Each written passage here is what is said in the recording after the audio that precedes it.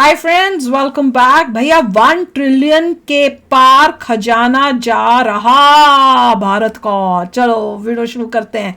Video शुरू करने से पहले अगर आप चैनल पर नए हो और आपने अभी तक सब्सक्राइब नहीं किया तो जल्दी से पहले सब्सक्राइब के बटन और बेल आइकन को क्लिक कर लो ताकि आपको हमारे सारे न्यू वीडियोस के नोटिफिकेशन मिल जाए जैसे हम अपलोड करें।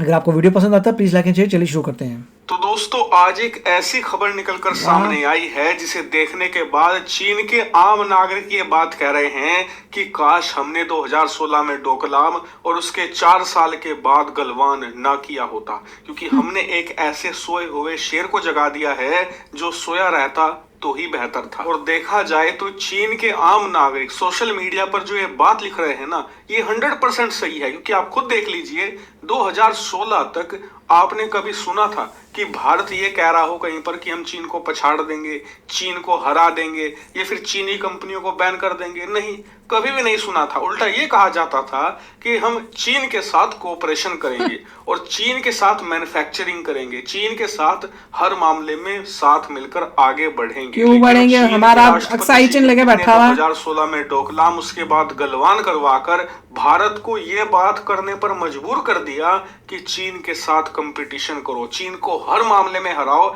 चाहे मैन्युफैक्चरिंग है या फिर मिलिट्री, हर जगह चीन को धूल चटाओ। और उसी का नतीजा आज ये खबर है। क्या है खबर?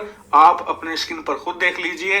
रिपोर्ट निकलकर सामने ये आई है कि भारत में $500 बिलियन का FDI यानी कि फॉरेन डायरेक्ट इन्वेस्टमेंट आने जा रहा है। जी हाँ, और इस बात की पूरी उम्मीद जताई जा रही है कि आने वाले 5 सालों में हर साल $100 बिलियन का FDI कम से कम भारत आया करेगा। जी हाँ, ये $100 बिलियन पर ईयर कम से कम है, इससे ज्यादा ही होगा, इससे कम नहीं होने वाला। और इसीलिए कहा जा रहा है कि आने वाले 5 सालों के अंदर $100 बिलियन पर ईयर के हिसाब से करीबन $500 बिलियन का इन्वेस्टमेंट इंडिया में आएगा। और ये बात पाकिस्तान कह रहा है ना, हमने 60 से 70 बिलियन करना है। भारत ने यूरोप के 4 देशों के साथ, जिसमें स्विट्जरलैंड, फिनलैंड, इसके अलावा ऑस्ट्रिया और आइसलैंड, इन 4 देशों के साथ एग्रीमेंट साइन कर लिया है, जिसके तहत आने वाले 10 सालों में ये 4 देश $100 बिलियन भारत में इन्वेस्ट करेंगे। यानी कि सिर्फ यूरोप के 4 छोटे देश ही हर साल $10 पर ईयर के हिसाब से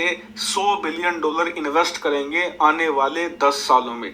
यानी कि 10 बिलियन पर ईयर में यहीं से मिल जाएगा। इसके अलावा US है, UK है, इसके अलावा यूरोप के करीबन 27 देश है जो यूरोपियन यूनियन के सदस्य हैं। वहां इतना ही नहीं, अरब के देश है जैसे कि Saudi Arabia, UAE, Qatar, Kuwait, ये सभी देश मिलाकर देखे तो कई एस्टिमेट बताते हैं कि ये 100 बिलियन का आंकड़ा बहुत कंजर्वेटिव है।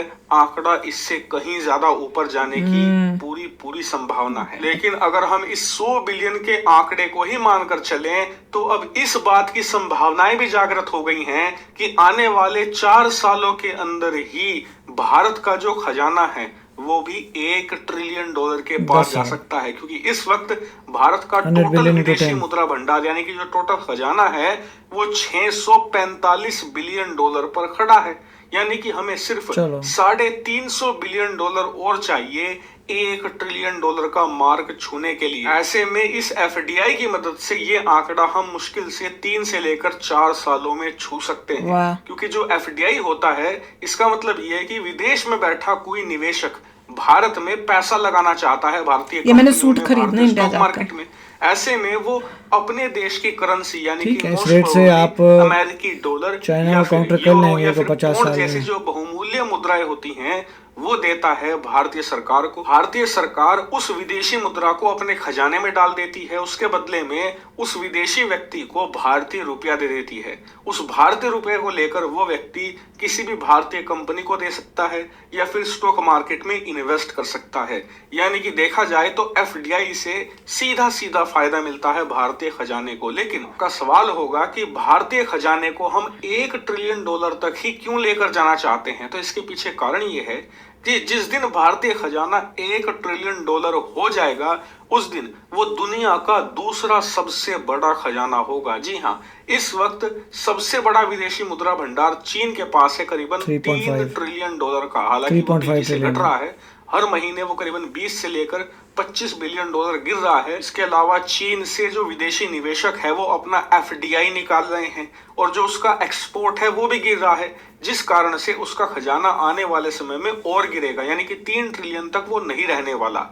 लेकिन फिलहाल 3 ट्रिलियन है, भारत का 645 बिलियन है, हमें 350 बिलियन इसमें और ऐड कर देना है, हम 1 ट्रिलियन पर पहुंच जाएंगे। और उसके बाद चीन के बाद भारत खजाने के मामले में पूरे वर्ल्ड में सेकंड पोजीशन पर आ जाएगा। लेकिन आप में से कई लोग कहेंगे कि यार फिर भी चीन के 3 ट्रिलियन डॉलर को पछाड़ने के लिए और वर्ल्ड में नंबर 1 बनने के लिए तो हमें कई साल लग जाएंगे। तो आपको बता कि जहां चीन का खजाना एक तरफ गिरता जा रहा है, भारत का बढ़ रहा है, और भारत का बढ़ने का कारण सिर्फ FDI नहीं है, यानी कि विदेशी निवेश नहीं है, बल्कि भारत के बढ़ने का कारण है हमारा तेजी से बढ़ता हुआ एक्सपोर्ट, यानी कि जो हम सामान दुनिया भर को बेच रहे हैं।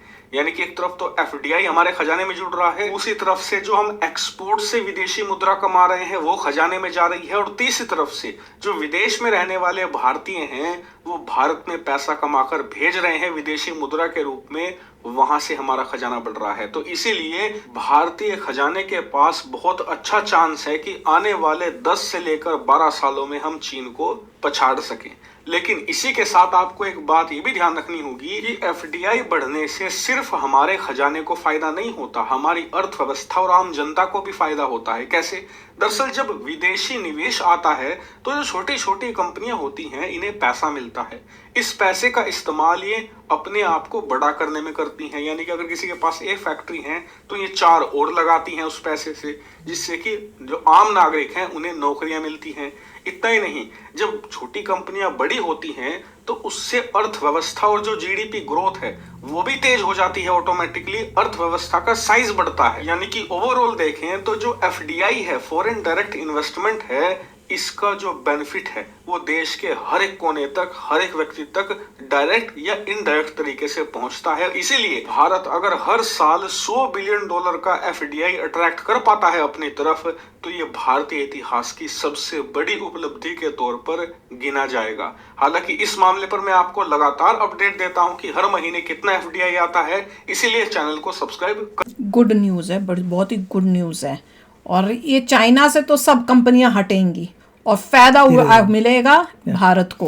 देखिए ऐसा नहीं है कि उनका नेगेटिव जा रहा है, उनका ग्रोथ रेट थोड़ा कम हो रहा है। बस ये है कि नेगेटिव नहीं है, ग्रोथ रेट थोड़ा कम जा रहा है। नहीं, जिस तरह से वो हरकतें कर रहे हैं ना, ये और बाकी देशों को अपना दुश्मन बनाते जाएंगे और इनका होना है फिर थोड़ा मतलब देखिए उनको ये है कि वो चाहते हैं कि कुछ समय में वो डॉलर को ही मानना नहीं चाहते, वो युआन से ही काम करना चाहते हैं। उनको जो है फॉरेन रिजर्व्स की ज़रूरत ही नहीं पड़ेगी, उनका ये प्लान है। वो नहीं चाहते कि हमेशा फॉरेन रिजर्व इकट्ठा करते रहें डॉलर का, वो तो चाहते हैं डॉलर नहीं चाहिए उनको।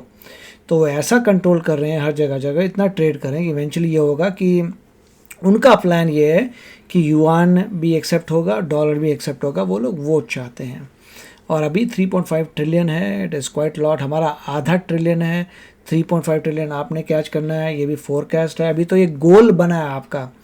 अगर ऐसा नज़र आता है कि एक साल बाद हर साल 100 बिलियन आ रहा है, तब भी आप कह सकते हैं वाओ 100 बिलियन आ रहा है। अभी तो गोल ही बना है, बट एक्सपेक्टेड है सब कुछ ठीक हो। इट विल टेक 30 ईयर्स तो एटलीस्ट लगेंगे to catch up with China. मगर चाइना का ग्रोथ रेट भी 5% पे जा रहा है, तो it can even take longer. मगर नंबर 2 होना ही बहुत बड़ी बात है। जहाँ पे थे, जहाँ से थे वहाँ से होते तो नंबर 2 होना ही बहुत बड़ी बात हो जाएगी। It will be great. और नंबर 2 फॉरेन रिजर्व में, तो फॉरेन रिजर्व किसका ले रहे हैं? डॉलर्स का, US का। तो US तो उसका नंबर 1 ही रहेगा, जिसको जो छाप सकता है कभी भी। बट एनीवे, अगर इंडिया 3rd लार्जेस्ट इकोनॉमी हो जाता है, that itself is a great thing. और पावर से बहुत पावर आएगी, बिल्कुल बहुत पावर आ जाएगी हमारे पास। बाकी सारे देश जो है हमारे साथ खड़े रहेंगे। अभी सिर्फ हमें जो है जापान को, जर्मनी को हराना है, उसके बाद देखी जाएगी। चलो तो आप भी शेयर करना अपने थॉट्स। चलते हैं, मिलेंगे नेक्स्ट वीडियो में बहुत ही जल्द। Till then take care and bye bye. तो अगर आप मेरे इस चैनल पे नए हो तो जल्दी से सब्सक्राइब के बटन को हिट करो और बेल आइकन को क्लिक करो, ताकि आपको मेरा जब नया वीडियो मैं लगाऊं आपको उसके बारे में जल्दी से पता चल जाए।